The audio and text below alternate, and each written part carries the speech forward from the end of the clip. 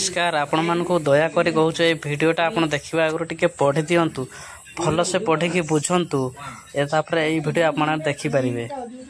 नमस्कार, लाइक कर शेयर कर भाई। Praise Lord.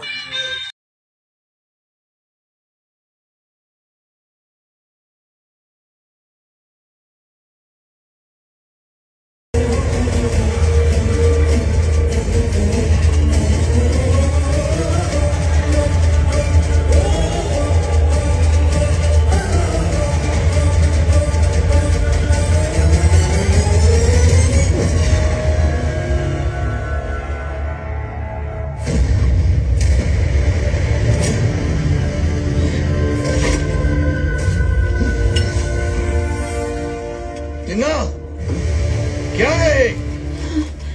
यही मैं आपसे पूछना चाहता हूँ, क्या है ये?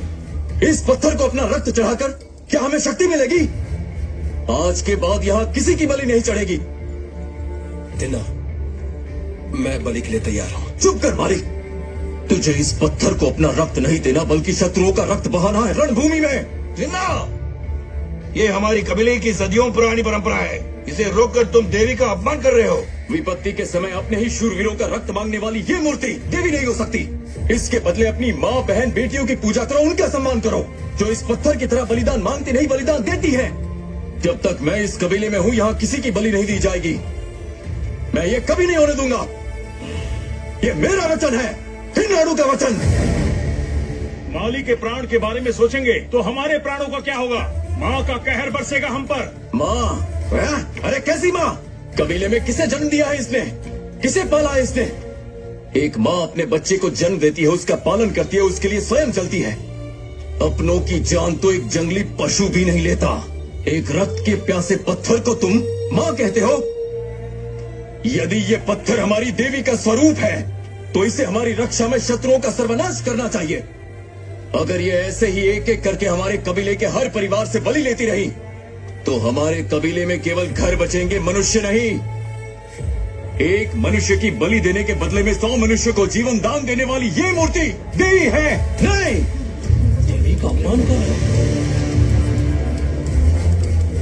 पीढ़ियों से चली आ रही इस प्रथा पर सवाल उठाने वाले तुम होते कौन हो? हमारी प्रथा को नहीं मानने वाला नायक कैसे हो सकता है? हमारे माँ की बात देवी की आज्ञा है, उन्हें चुनौती कैसे दे सकते हो? देवी की आज्ञा है। शिवंगी माली से प्रेम करती है जो मारी माँ को स्वीकार नहीं, इसलिए उसकी बलि दे रही है। झूठ है ये। चुप, सच बोल। हम चुप है इसका मतलब ये नहीं कुछ भी बोलेगा। ना था, थिन्ना हमारी देवी का अपमान कर रहा है, बलि के विरुद्ध है, परंपरा नहीं मानता। हाँ, नहीं मानता।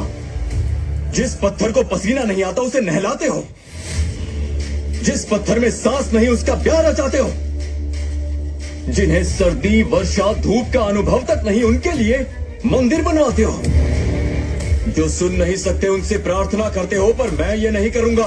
उनके सामने ये थिन्ना कभी झुकेगा?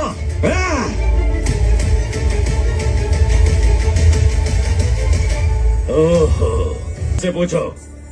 मैंने कहा, मैंने वचन दिया है, तुम्हारे ब्याह के निर्णय का मुझे अधिकार है। नहीं है। अपनी बेटी की इच्छा जाने बिना किसी भी माता पिता को उसका ब्याह कराने का कोई अधिकार नहीं। मैंने थिन्नाडु को अपना मान लिया है और उसी से ब्याह करूंगी।